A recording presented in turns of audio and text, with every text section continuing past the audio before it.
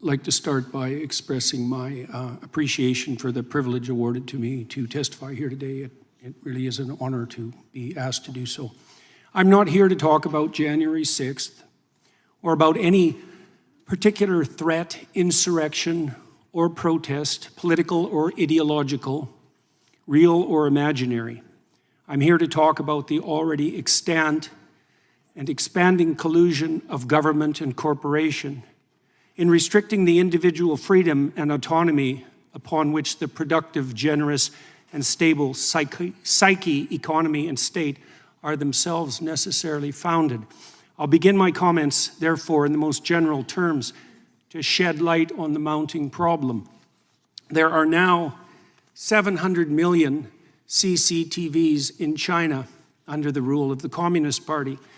The system to which those electronic eyes are attached is the most complete state apparatus of surveillance yet imagined, with the ability not only to recognize faces at a distance, but gait itself when facial features are hidden or obscured.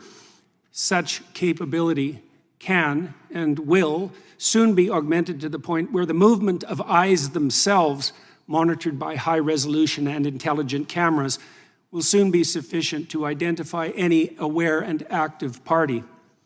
The demented, naive, and prideful engineers who so enthusiastically helped build this system call it Skynet, after the rogue and all-seeing technology that took such a dreadfully wrong turn in the famous science fiction movie Terminator series, featuring artificially intelligent robot intelligences hell-bent on protecting themselves by destroying humanity.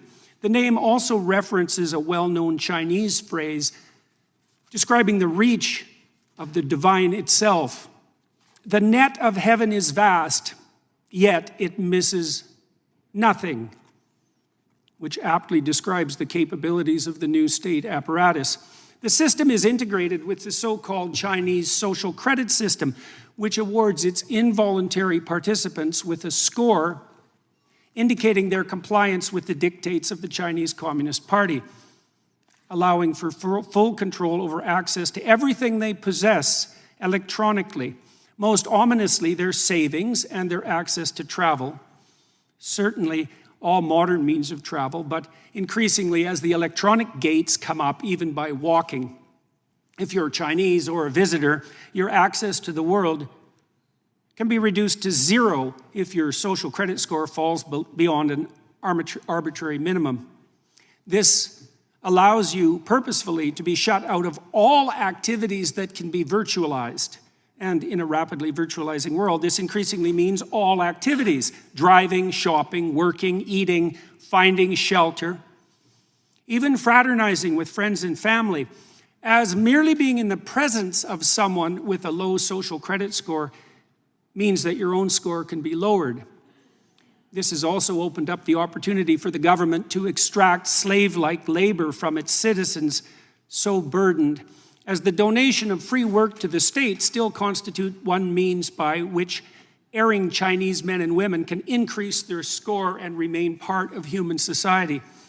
This is precisely the payment system most desired by the most tyrannical, not the work for me and benefit thereby that constitutes the contractual arrangement undertaken by free and sovereign citizens, but the work for me and I will lift the deprivation I imposed that has always been the leitmotif of the slaver. Why is any of this relevant to people in the West? Well, because the technology that the Chinese Communist Party employs is an extension of Western technology.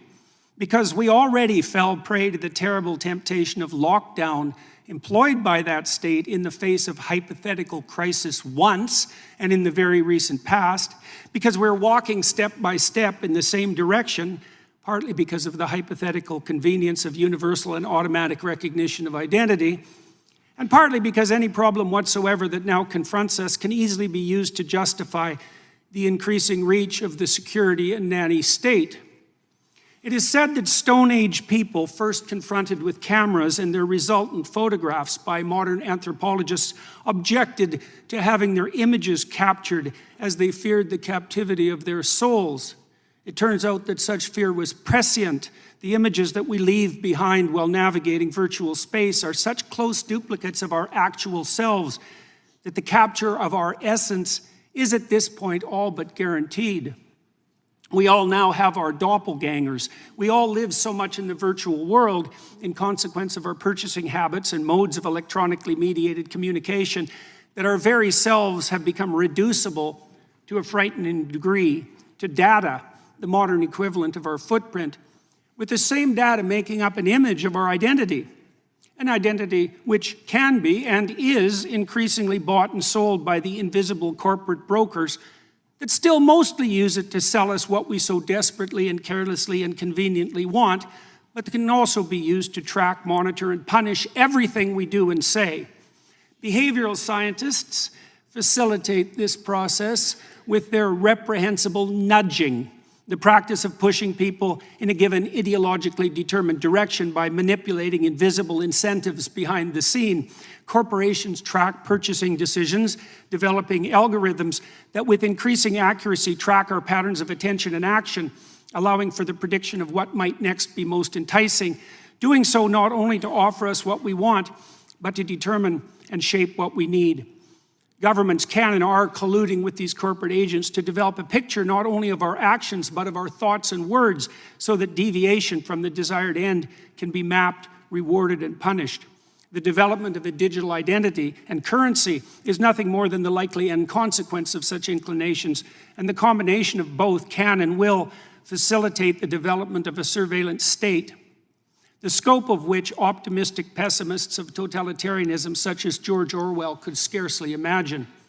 The new AI systems, which are so rapidly emerging, do nothing but increase this danger, providing for the possibility of a super surveillance whose scope exceeds anything that mere unaugmented humans could imagine, while also making it certain that even the perceptions that in the real world shape our attitudes, conduct, and personality can be manipulated to the degree that we will not even be able to see a reality outside which that has been constructed by the superstate.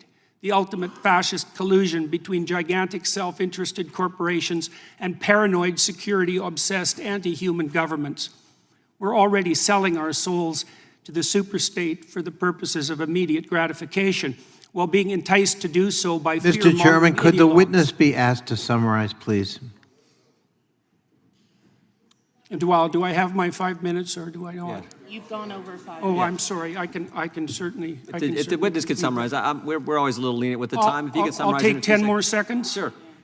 With increasing ability to monitor not only the actual attention patterns and behaviors of its citizens, but to predict those that are most likely, the persecution of even potential crime becomes ever more likely. If you have nothing to hide, you will have nothing to fear, will be the slogan commandeered by those most likely to turn to surveillance to protect and control. What was the famous Soviet totalitarian joke attributed to Lavrenti Beria, head of the secret police? Show me the man and I'll show you the crime. Those words were true enough in the time of Stalin's KGB, and the police were secret enough then as well. But that's nothing compared to what we can and likely will produce now. A police so secret that we will not even be able to detect their comprehensive and subtle activity. Monitoring crime so pervasive that everyone under the dictates of the system will have something to hide Regular and order, much to Mr. fear. Chairman.